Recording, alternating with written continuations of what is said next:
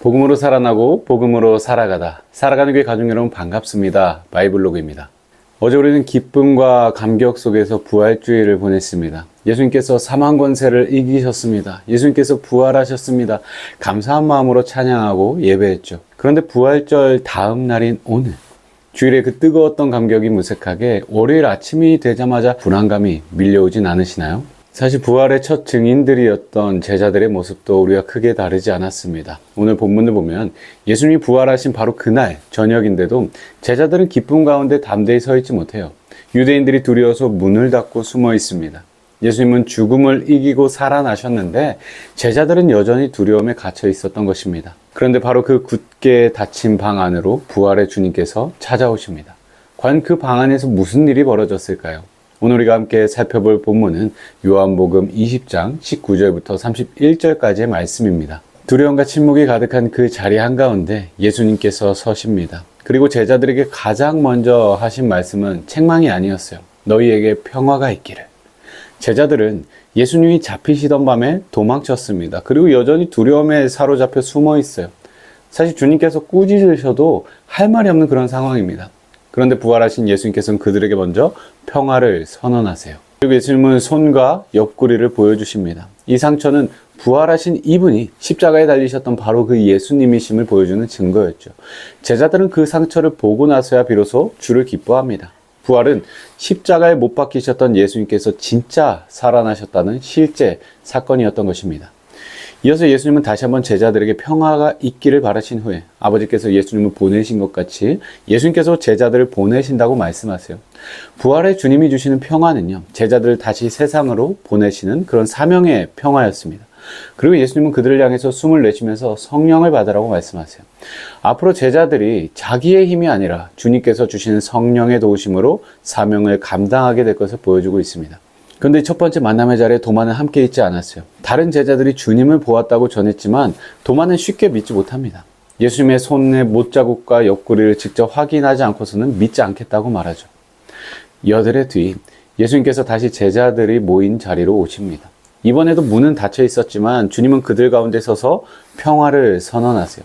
그리고 도마에게 손과 옆구리를 보이시면서 의심을 떨쳐버리고 믿음을 가지라고 말씀하십니다. 도마는 더 이상 의심 가운데 머물 수 없죠. 그는 나의 주님, 나의 하나님 이렇게 고백합니다. 부활하신 예수님이 참으로 주님이시고 하나님이시라는 믿음의 고백이었어요.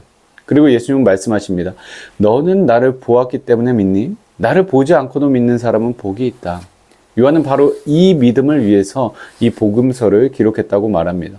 예수께서 그리스도시요 하나님의 아들이심을 믿고 그 이름을 힘입어서 생명을 얻게 하려는 것입니다. 살아가는 교회 가족 여러분, 오늘 본문은 두려워하는 제자들과 의심하는 도마의 이야기면서 동시에 그런 자들을 끝내 찾아오시는 부활의 주님의 이야기입니다. 예수님은 숨어있는 제자들을 버리지 않으셨고요. 믿지 못하는 도마도 외면하지 않으셨습니다. 그들에게 먼저 찾아오셔서 평화를 주시고 상처를 보여주시고 믿음으로 이끌어 주셨습니다. 우리도 그렇습니다. 우리는 쉽게 두려워하고요. 쉽게 의심하고요. 상황이 막 흔들리면 금세 마음의 문을 닫아버려요. 하지만 부활의 주님께서는 그런 우리를 결코 외면하지 않으시는 분이십니다. 닫힌 문 앞에서 돌아서지 않으시고 그 한가운데로 직접 찾아오셔서 십자가의 상처를 지닌 손으로 자신을 드러내 보여주십니다. 그리고 말씀하시죠. 평화가 있을지어다. 우리를 살리는 것은요, 결코 우리의 어떠함에 있지 않습니다. 죽음을 이기시고 살아나신 예수님이 참으로 그리스도이시며 하나님의 아들이심을 믿는 믿음입니다. 그리고 그 믿음은 주님께서 우리에게 먼저 찾아오셔서 말씀하시고 자신을 나타내심으로 우리 안에 일으키시는 전적인 은혜입니다. 오늘의 한 문장입니다. 예수님은 하나님의 아들이시며 우리는 그 이름을 믿음으로 생명을 얻습니다. 살아가는 교회 가족 여러분, 요한복음은 오늘 본문의 마지막에서 왜 이 이야기를 기록했는지 분명하게 알려줍니다. 예수님께서 행하신 수많은 표적 가운데 이것들을 기록한 이유는 우리가 예수님을 단지 위로를 주시는 분이나 기적을 행하시는 분 정도로 아는데 머물지 않고 그분이 참으로 그리스도이시며 하나님의 아들이심을 믿게 하려는 것입니다. 그리고 그 믿음 안에서 생명을 얻게 하려는 것이죠. 그러므로 우리가 살펴본 오늘 본문은 단지 두려움에 갇힌 제자들의 이야기나 의심하는 도마의 이야기로 끝나지 않습니다. 오늘 말씀은 우리를 향해서 너는 예수님을 누구로 믿느냐 묻고 있어요.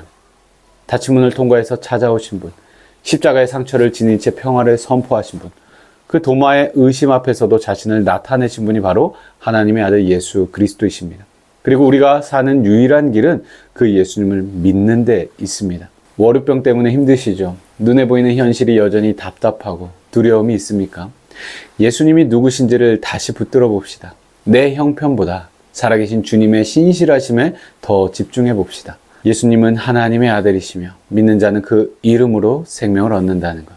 단지 죽어서 천국에 가는 것에 그치는 것이 아니라 오늘 두려움 속에서도 무너지지 않게 하시고 의심 가운데서도 우리를 다시 일어서게 하시며 마음을 닫고 움츠러든 우리를 평화 가운데 살게 하시는 생명이 되십니다. 예수 그리스도로 말미암아 우리에게 허락된 하나님 나라의 풍성한 삶을 마음껏 누리는 여러분 되시길, 부활의 생명 안에서 살아가는 여러분 되시길 주님의 이름으로 축복합니다. 살아가는 교회 가족 여러분, 오늘도 복음으로 살아갑시다.